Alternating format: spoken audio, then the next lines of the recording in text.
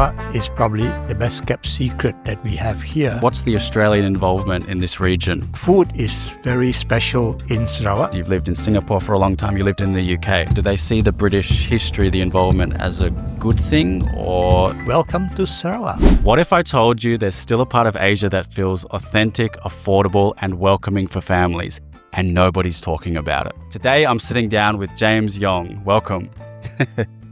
He's a Sarawakian author and heritage advocate, and we had a fascinating conversation off camera, and I'm excited to ask you a lot of questions about Sarawak and why this part of Asia and Malaysia is so interesting. We're going to unpack what makes life in Sarawak so special, from the food to the culture to the history and the opportunities you won't find anywhere else in Southeast Asia or the rest of the world. So James, let's get into it. Sure, happy to. First of all, welcome to Sarawak. Thank you. And I hope you have an interesting time on this trip here. Yeah, I've had amazing first impressions, and I'm very excited to get your history and insights into this region because it's a fascinating place and it's a different part of Malaysia that I've never been to. And of course, we talked about the history before it became part of Malaysia. The first question I want to ask you about is what makes Sarawak so special? So you grew up here, you know it better than almost anyone else. So what makes it so special to you? Well, Sarawak is a state within the island of Borneo. And I dare say a lot of people around the world have heard of Borneo more than they have heard of Sarawak. So you are in a way right in saying that Sarawak is probably the best kept secret that we have here. And there are many reasons why I think Sarawak is special. The first, I think, is the people. I think you would have found in your interactions with the locals that the people of Sarawak are generally very friendly, very hospitable, and very happy to share whatever they have or think about with you. The second reason probably is, I guess, the history and the heritage of Sarawak. History-wise, Sarawak has a very colorful and very rich history, and I think some people have described it almost like a children's storybook about an adventurer. And this is indeed a very unique story that I'll be happy to speak more about. In addition to that, the heritage of Sarawak is also very rich. We are a multiracial, multicultural society, with each racial group having their own traditions, practices, cultures, value systems, but all living together harmoniously in this state of Sarawak. Yeah, and that's something I want to touch on as well. So I've lived the last 3.5 years in Kuala Lumpur, and I talk about one of the advantages of Malaysia is the multicultural, the races coming together. But I've noticed it as soon as I landed here, it's different here. The demographics are a bit different. You really do see an equal mix of all different races, and you're very welcome to foreigners, and you seem to absolutely love the idea that expats and other people would want to come here or live here. So as a Sarawakian, why do you think people should visit this region, and why do you think they should potentially consider living here, given what you just said? Well, I guess Sarawak is a very unique state within or region within Malaysia. Even coming from West Malaysia as you have over to Sarawak, a journey by plane of 1 hour, 10 minutes, you would have experienced a very different environment, a different feel to the place, Different. Yeah. Not so much the weather, not so much the infrastructure, but very much in the people and the interactions that you have. Because we have had a very rich history of different races working together, living together, studying together, and basically living together in I would say, a very harmonious way for many, many decades, if not centuries. I think our history supports that in a way because we have gone through the ups and downs of many episodes of history and come out together, still united. Our harmony is not just in the people interaction, but you can also see it interfusion between our food, our writings, for instance, and the way we deal with each other. Food is very special in Sarawak. Most people who come to Sarawak first want to try the local food, whether it be the Sarawak kolomi, or whether it's Sarawak laksa, whether it's other indigenous food. I tried the Sarawakian laksa, and I love laksa. I love the curry noodle, as they call it in Kuala Lumpur, but I absolutely love the Sarawakian laksa. It's different. It's better than Assam laksa. I'll say the Penang one, not so good. If you want real good laksa, come here. So is that one of the top foods to try? I think so. I think laksa will probably be the first one that we encourage all listeners to try. Next one would be kolomi, I guess. Okay. Yeah. I have to give that one a go. Yeah. And there are others like midin, which is a very fern that I think you can only find it within Sarawak, or at least within Borneo, that you mix fried with belacan is fantastic, out of this world. I don't know how you feel about belacan, but for us, it's heaven. Yeah, no, so the food here so far has been amazing, and there's a lot more I want to try. And on the weather, you said the weather's very similar, but I will say the skies are a lot bluer here. Compared to Kuala Lumpur, it's overcast and it's a bit smoggy. I noticed straight away blue skies. It reminds me a little bit more of Australia. And if you're looking for more of that nature, come here. If you don't like the big smoggy city, come to Sarawak, come to a different region. You'll definitely like it and you'll fit right in. As you said, people are very friendly. You obviously love talking about the history and sharing all that, which is amazing. So James, you've personally had quite an interesting professional career. You've lived in a lot of different countries. You've lived in Singapore for a long time. You lived in the UK. So you can tell us a little bit about your story growing up and why you chose to move countries and work in different places. Well, as I mentioned, I was born in Sarawak. I was born in actually not Kuching, but Miri. But I spent my growing up years in Kuching. I went to school from primary school until fifth form in a school just a few hundred yards away from here, actually, a school St. Joseph's. And after that, I went overseas. I went to Britain to do my A-levels and then to do my university. I studied computer science. I worked for a few years in the UK before I decided to come back to Asia. And when I came back to Asia, fortunately or unfortunately, I got my first job in Singapore, where I intended to stay for a couple of years. But a couple of years turned out to be 32 years. 32 years.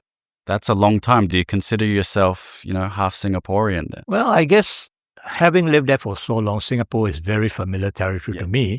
But more importantly, Singapore for me was a very convenient hub, because a lot of my jobs were regional jobs. I covered at some point Southeast Asian countries, at some point different parts of Asia.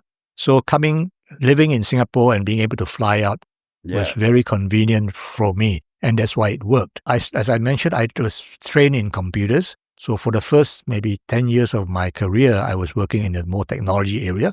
But subsequent to that, I moved into business development, into consulting. And eventually, I became a kind of a regional specialist in this thing called e-government, which means how governments use that technology to enhance their needs, their services. And so 32 years in Singapore, after which my wife and I decided, well, enough is enough with the corporate life. She was also in corporate. We decided to retire back to Sarawak. Fortunately, both of us are from Sarawak. Okay. So I decided to pursue my other interests, which have always been writing, history, heritage, and that sort of thing. So I always wanted to do more documentation on the history and heritage of Sarawak. And that's what I started to do when we started moving back in 2016, 2017. Amazing. So I personally find that quite inspiring. And I'm going through a similar part of my life at the moment, a bit younger. But yeah, I've just quit my job to do YouTube and do this because I love it. And I get what you mean. You're pursuing your passions. You've done the corporate thing. You've obviously learned a lot from that. You've contributed. But it gets to a point where you want to do your own thing, give back and follow your passion. So you've been able to do that. So why did you choose then, after having all that amazing experience and traveling to different countries, and obviously Singapore is a great place to live.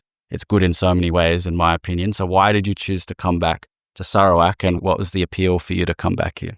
I think there was not much question to it. I mean, Sarawak is where my formative years were spent. Okay. And coming back to Sarawak is coming home, basically. Okay. I mean, you have many friends, you have many relatives still here. I came back and stayed at the home that my grandfather actually built. So it was homecoming. And it served my purpose very well because I started making connections or reconnecting with people who knew more, who had lived here longer, who knew more about the history and heritage. I started to join various societies. And after a few years, I became the president of the Sarawak Heritage Society, which gave me an opportunity to champion various causes in the protection and preservation of our rich heritage in Kuching, whether it's tangible heritage like buildings and monuments, or intangible heritage like traditions and cultures and, other rituals. It's interesting as well from an expat perspective. So a lot of you looking here are thinking of, or maybe you have the limiting belief that if you move countries, you'll lose connection to your homeland. And I will say I will always be Australian. As much as I like Asia and all these different countries, and I encourage you to go out there and see what's out there, and live a better life. Even after 32 years, do you still consider Sarawak home and you came back? And I will do that to Australia. I will go back to Australia one day and I'll probably appreciate it more. And I can also contribute more because I've gone out to the world. I've seen different perspectives. I've heard different stories, different history, and then I can go back and actually contribute more to my country. So a lot of the comments, some people think if you leave your country, you're giving up. And it's not the case. So what do you think about I that? totally agree with you. I think sometimes you need to leave your country to appreciate more the things you used to take granted when you were living there. Exactly. So, and you can see it from a very different vantage point, have a very different perspective on what was going on, how your life was back there. Yeah, and I mean, back in all of human history, I mean, it was all about adventuring, exploring the world, and those are the pioneers who would go out there, learn stuff, and bring back to home to advance the culture, advance society. So you can be a modern day explorer and don't be afraid to go out there. And this sense of having to go out to venture out is not something new. I mean, in the Iban culture, the Dayak culture, for instance, the young man, when he reaches puberty, is encouraged to do what is called berjalai. Berjalai in Iban means to take a trip, make a trip. So he has to leave his family, leave his longhouse, go out and wander and find himself. Yes. Yeah, to appreciate what life is all about, and before he actually comes back and becomes a useful member of his community. It's very similar in Aboriginal culture in Australia. Same thing. I forget the exact term, but very similar. Walkabout. That's it. Walkabout. So go from a walkabout and becoming a man, becoming an adult. And then these days, we're very sheltered at 18. I certainly wasn't ready to go out and explore. It took me till I was, my mid-20s to move out of home and then eventually move countries. But it's the best thing I did for my development. And, you're testament to it. You've been able to do all that and bring it back home. Yeah, exactly. So, I mean, if there's a message here, I think we should all push our comfort zones. I mean, don't stay in your comfort zone. Push it, because unless you do that, you don't know what you are able to do, you're capable of doing. 100%. Yeah, you got to go out there and explore to find what you're capable of, let alone other people. You're a poet, you're a writer. So how do you think you can express Sarawak through your writing, and how can people learn through your creative outlet? Well, I've been focusing a lot of my writing on the history and heritage of Sarawak, mainly to inform people who may not have been here before what it's like living in Sarawak. I think a lot of our history has been documented. I think there's a rich resource of history, but I still feel that a lot have been documented by the Western societies. Yeah.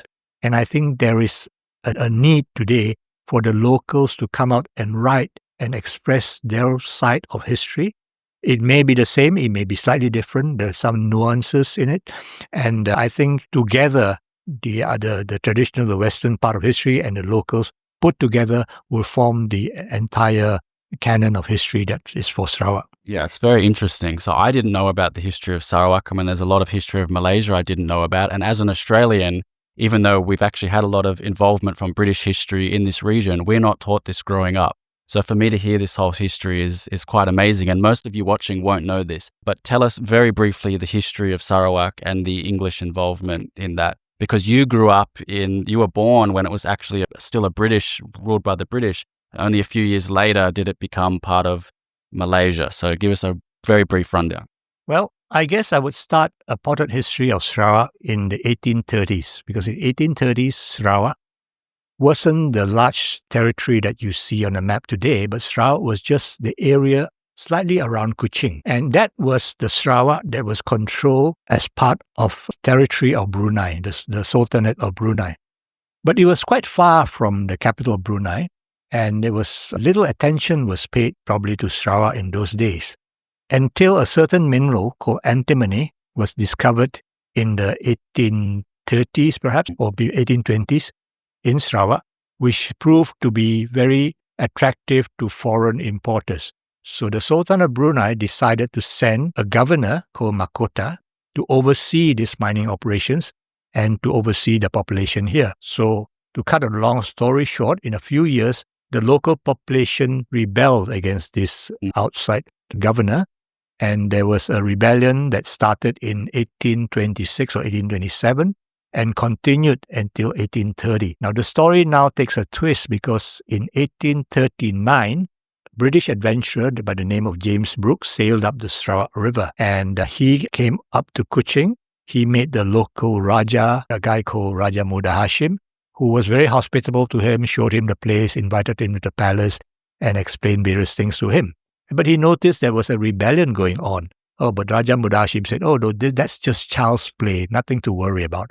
So James Brooke did whatever he wanted to do to see the place, and then he sailed off. That was 1839. But in 1840, he came back again to Sarawak, expecting to see everything at peace, but he found the rebellion was still going on. And this time, Raja Muda Hashim invited him, can you, with your knowledge of military and your guns and everything, help us to suppress this rebellion? And in return, I will make you governor. So that led to James Brooke working on suppressing the rebels. And he managed to do that with relatively little bloodshed. And he also managed to convince the Raja Muda Hashim not to execute all the rebels. After that, he was made Raja in 1841.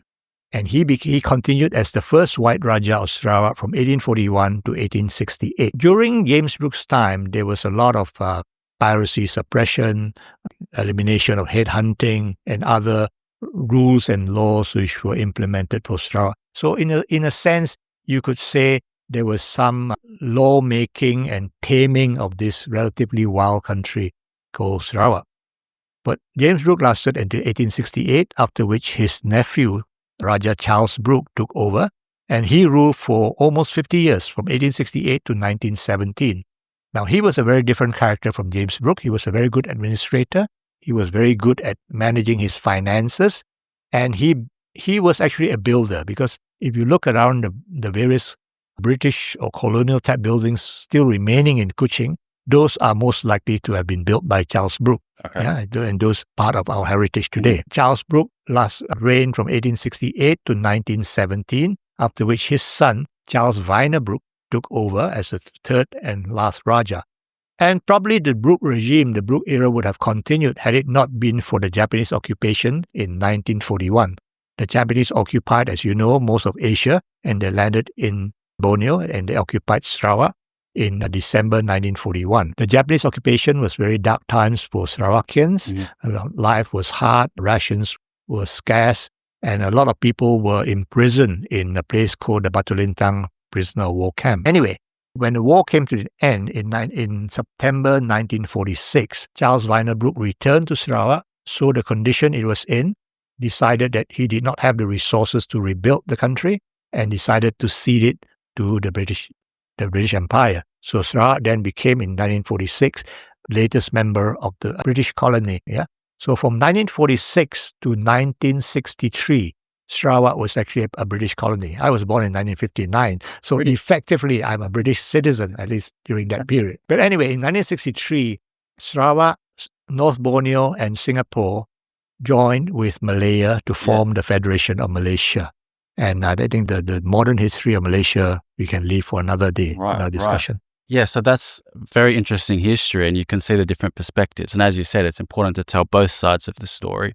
So in your mind, or in Sarawakians' mind, do they see the British history, the involvement, as a good thing, or do they look at it as, bad colonial history? I think you would find, in speaking to people in Sarawak, people having different opinions. Yeah. Personally, I feel that no leader is perfect, but for what they are worth, in the case of James Brooke's reign, he did some good in bringing law and order to a very wild place called Sarawak. Yes. Yeah. Charles Brooke was an infrastructure builder. He built a lot of buildings, roads. He even implemented wireless and a train service, which unfortunately didn't last after him in Kuching. And basically, he also expanded the area, the territory of Sarawak, unfortunately at the expense of the Brunei Kingdom. But by the end of the Brooke rule, Sarawak basically stretched from Tanjung Datuk in the west all the way to Limbang in the east, almost bordering Brunei. So Charles Brooke, as I said, was an infrastructure builder. And Charles Viner Brooke was the one who expanded the city a bit more and also opened up new areas which had not been urbanized before. So each of the Rajas, in my mind, had done some good for Sarawak, But of course, there are also the negative, the darker sides that they did not do this and did not do that for education, for healthcare, whatever, that people may comment about as well. Yes. But as you said, no one's perfect. And, we can look back at it as what it was. And as I say, it's important to tell both sides of the story, and then you can come up with your own mind. And then what's happened in the past brings us to today. And we should remember, and as you said, preserve the history and the heritage as accurately as possible. On the Australian angle, I'm very interested as an Australian who didn't know about any of this. How about during the World Wars, or what's the Australian involvement in this region? As I mentioned, the Japanese occupied Sarawak from December 1941 to September 1946. The end of the war was when Hiroshima and Nagasaki were bombed and Japan surrendered. It was the Allied forces, which included the British and Australian and New Zealanders, who came and liberated Kuching and the other parts of Sarawak. So in a sense, there was a certain period where not all the enemy forces had gone and there was some need to fight and bring them out of the jungle and all that stuff. So in that sense, we are grateful to the Australians and New Zealanders for their part in helping to liberate Sarawak. And in fact, every year until today, groups of ANZ visitors come to Sarawak. There are no more veterans, obviously, they've all passed on, but these are the families or the friends of families of these veterans who served in Sarawak and who were some of whom were interned in Sarawak, who come back to pay homage to their relatives.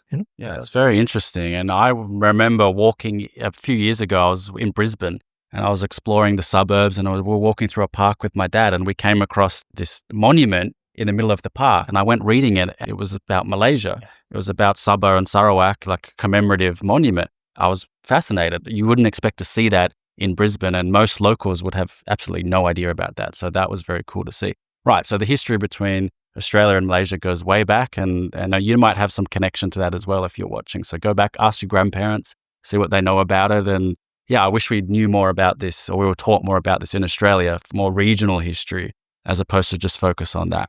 And now you know. So there'll be people here who might watch this video and they're actually seriously considering moving to Sarawak. Sarawak has its own MM2H program as well. So if you're interested in that, comment or send me an email. I'll put you in touch with the right people. So what should these people looking to move here know about the lifestyle and the culture here? Is it something that everyone can fit into? Is it for a specific type of person? Sell it to us. Well, I think Sarawak is really a very hospitable and unique place to live. In the city areas, I guess you get the usual hustle and bustle of a city life, but there is work-life balance. That's very important.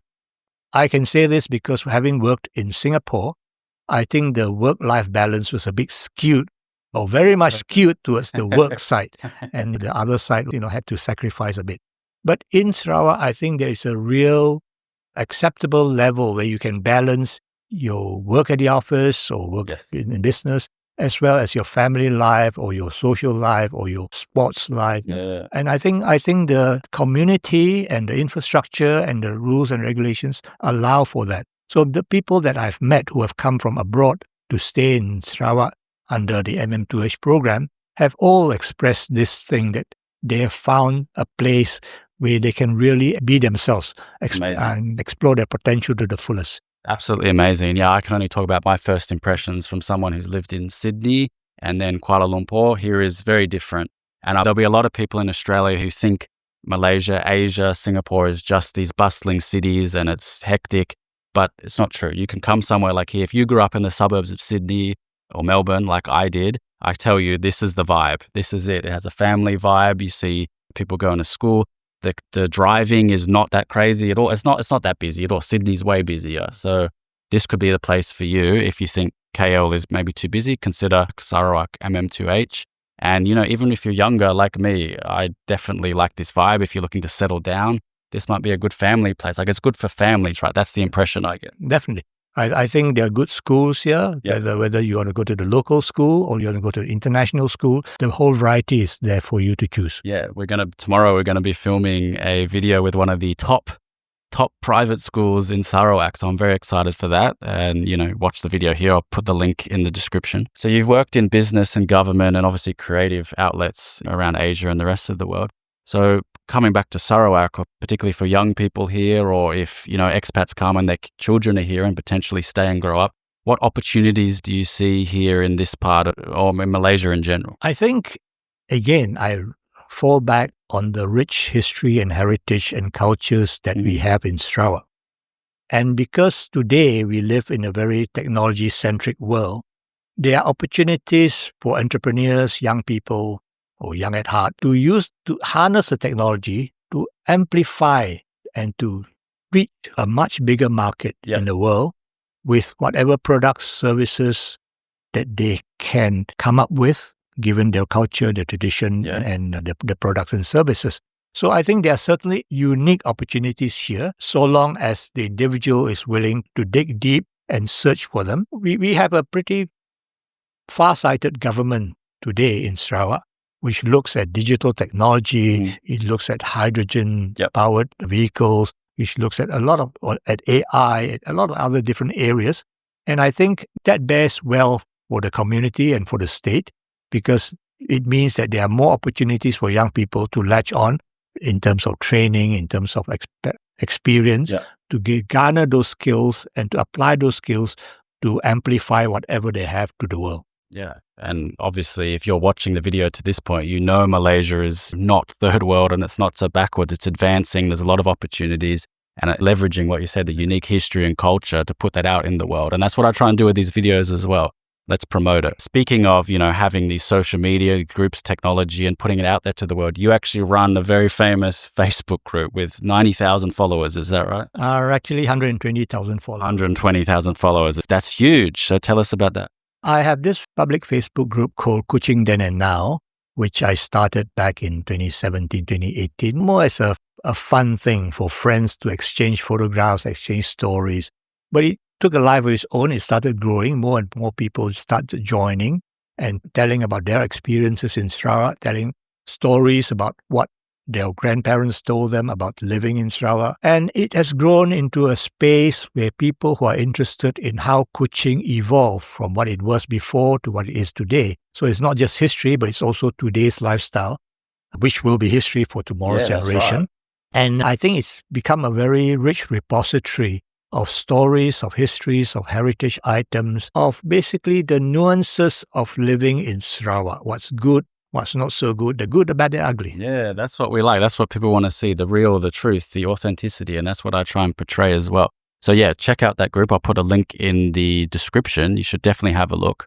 And this group, to my surprise, has also allowed us to link to a lot of Sarawakians who live overseas. Yes. Because they may be somewhat homesick. They might have lost touch with their hometown and home state. And they've used this site to kind of reconnect with what Sarawak is, their friends in Sarawak. I've actually observed people who have lost contact for 30 years and found each other on this particular site. So it's got its own power in a sense. Yeah, that's what I was going to ask you as well. What's the best story or something you've got from that group? I think probably it would be something about people reconnect. Yeah. There are also stories of people who said, oh, my grandfather was a military man and he served in Sarawak, but we don't know exactly what he did. So the moment he or she put the name up, there were a few other people who said, oh, I know that name. I know what he did. My grandfather worked with him. And, even people's personal family histories got enriched by interactions in that manner. That's amazing. Well done. And that's what we're trying to do. The power of community and social media and the internet is absolutely a good thing. So embrace technology where you can. Obviously, don't let it take over your life. But this is a wonderful story. And, as a writer and someone who values obviously books and written literature, that's obviously very important. That's how you preserve it. But the connection with different people online. I mean, I'm here because I met Nigel, who's behind the camera, and I never would have known I would have ended up in Sarawak before. I mean, it's a shame I haven't visited earlier. I'll definitely come back. There's a lot more history and things to explore here. So that's very interesting. So a lot more people are coming to Kuching and Sarawak, and you've obviously seen it change a lot over the years, hopefully for the better. What's something you hope it maintains? Obviously, I think you want it to keep the culture and the sort of atmosphere that it's always had, right? Yes, there have been changes over time, definitely, with infusion of other people coming to Sarawak, with infusion of a different generation growing up. But I think, by and large, the friendliness, the hospitality, and the general casual nature that we interact with each other in Sarawak has not changed. Okay. I think, in fact, those who come from the outside very quickly pick up the vibes and conform to this. If you get into any trouble in the street, for instance, I can bet you there will be few people who just approach you to say, can I help?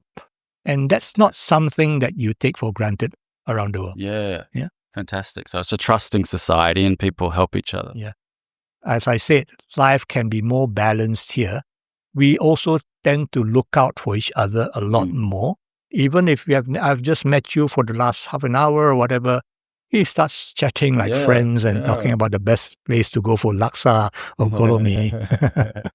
Awesome. That's amazing. And what advice would you give from the writing side to young Sarawakians or young Malaysians who want to, share their view on the world, their history through writing, through poetry?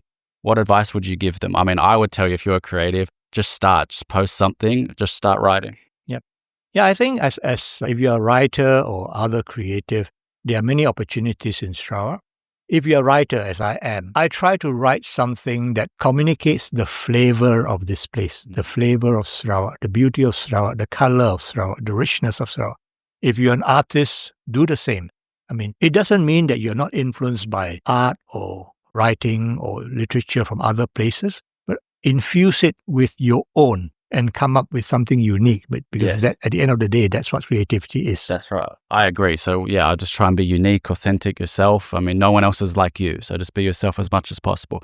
So let's have a look at your book. Guys, if you want to read more from James, check out this book. Tell us about it. Well, this is a book I wrote about 3 years ago. It's called Padungan because Padungan is one precinct within the city of Kuching. I chose it because it's a very vibrant place and which has a lot of history and heritage, which has not been well documented.